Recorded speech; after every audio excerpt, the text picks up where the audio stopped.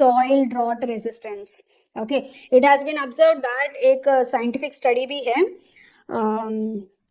when they started adding this well decomposed farmyard manure or the organic matter, they have observed that जो water retention पहले था उससे almost 20 times it has stored water in that soil. उससे पहले बिल्कुल water absorption कम हो गया था. When they added, they could notice that that is the kind of water retention or water holding capacity that humus or the well decomposed manures add. So here 80 to 90% of its weight in moisture, improving soil drought resistance. Long term के लिए that would be made available to the plants again. Now, when we talk about the steps of organic matter conversion into humus, we are not going to go in a very detailed manner क्योंकि इतना अभी हमारे लिए नहीं है.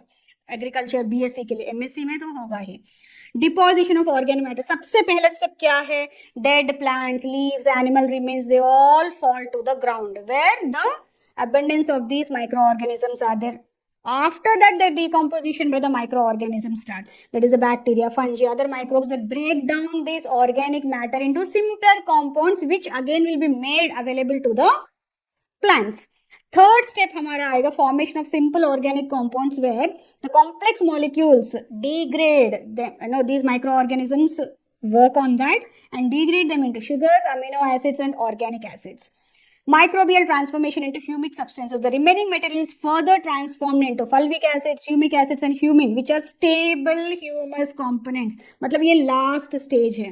Okay, after this, no more decomposition. When they are here in this stage, now this is highly acidic in nature and this is not at all suitable to be added to any field. Last step आता है हमारा organic matter conversion में humus formation, stabilization. The final humus is dark, stable, and nutrient-rich substance that improves soil fertility and its structure. Okay, now humic substances, based on the color itself, we can understand the kind of material that is high in it. Light yellow या yellowish brown है तो it is rich in fulvic acid.